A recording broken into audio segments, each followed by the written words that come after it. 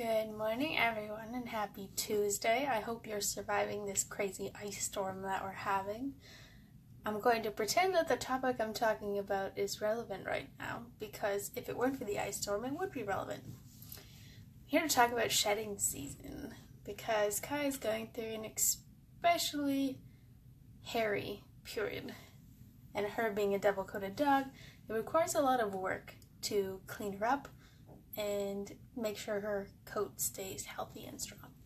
So I want to talk to you about a few different kinds of brushes, what to expect for shedding season, and how the protein in the hairs changes during the season, which I find really interesting.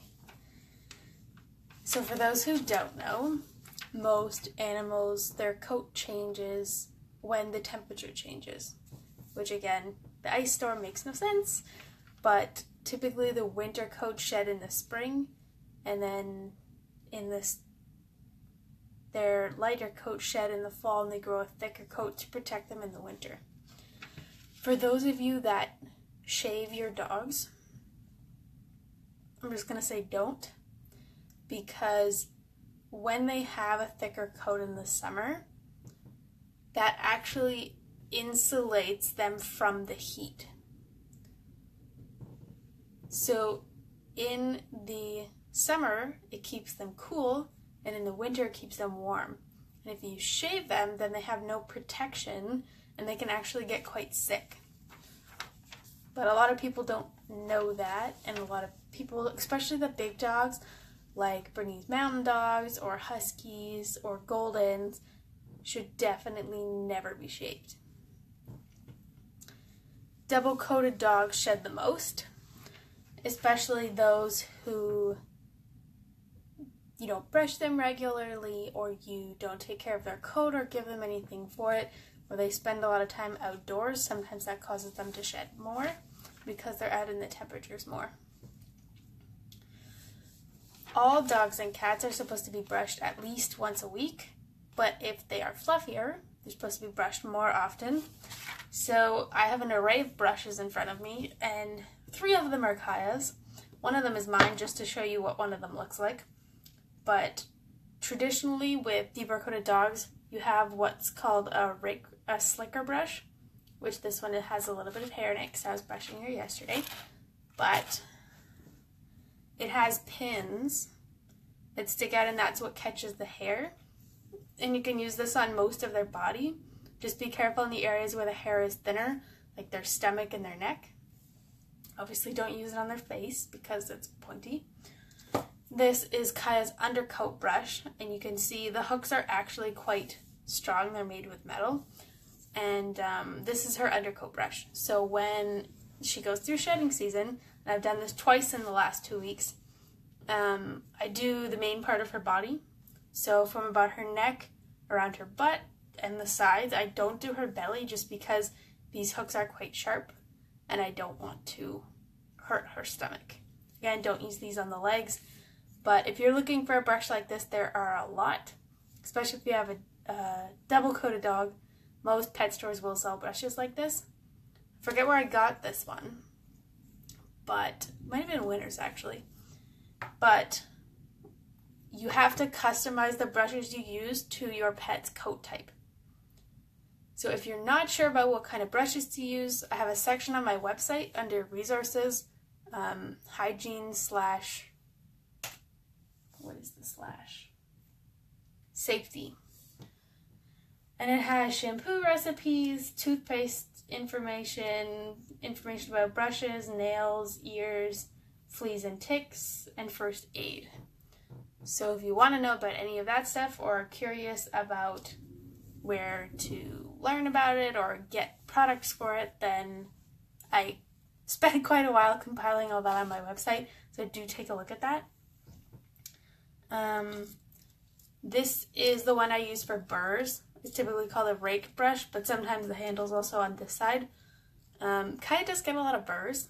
Being a double-coated dog, she loves to run in the brush in the forest, and instead of spending 25 minutes picking each individual burr out of her, I can run this over the main part and then just do her underbelly with my hands.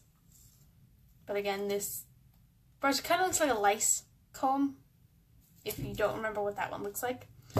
There are a few other types of brushes. For smaller coated dogs, there's typically ones that look a lot like hairbrushes. So they're pin brushes, and the little pins on the front, let's see, they look like regular hairbrushes, and that works better for shorter coated dogs. Of course, there's also the horse style brushes, not the curry combs, but the hard and soft brushes that can work quite well for those types of dogs. If you have a horse and they're going through shedding season, you typically use a shedding comb, which has a handle and it has a metal loop with prongs on one end, and you just go down the body and it comes off in giant clumps. I know because the horse that I typically ride up at Churchill Chimes sheds quite a bit. She's a big girl. For supplements to add to your pet's diet to improve their coat, there's quite a few. The main one is coconut oil, because it has so many healthy fats in it that it helps to strengthen the coat, and it also strengthens the immune system, which is a really big deal, especially during the change in the season. That's when a lot of pets get sick. You can also add kelp powder, which I talk about on my supplements section on my website. Omega-3s, blueberries, or sardines. I know the cats will probably be bigger on the sardines. For horses, other than the shedding blade, the curry comb should be used all year round because they are in constant cycles of shedding. While they do have big shedding seasons, their hair actually sheds irregularly all year. They go through 3 stages called anagen, catagen, and telogen in their hair growth.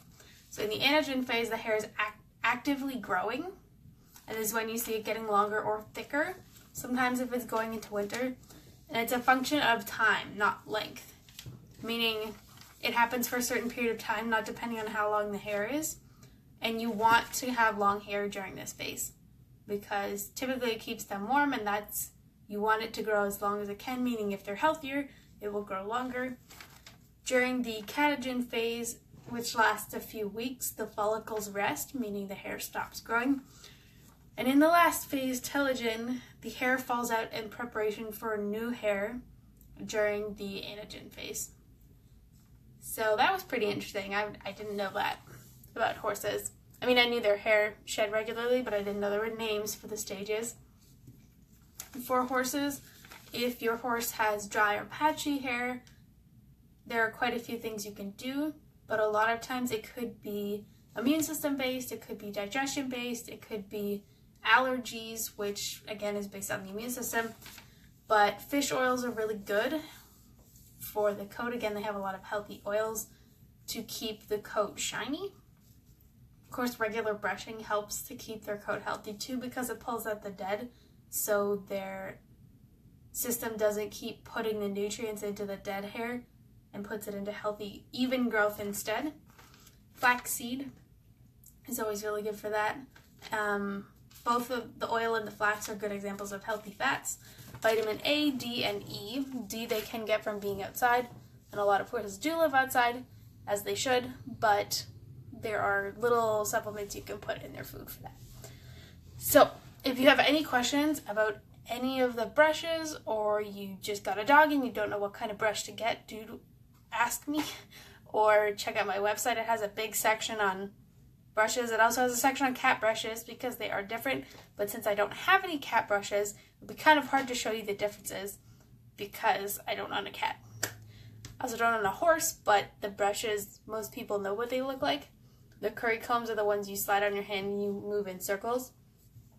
And of course the shedding blade. But hopefully everybody's staying warm. I know it doesn't feel like shedding season yet, but hopefully this will be over by the end of the week because this is just disgusting. Hope everyone's safe, and I will see you next Tuesday.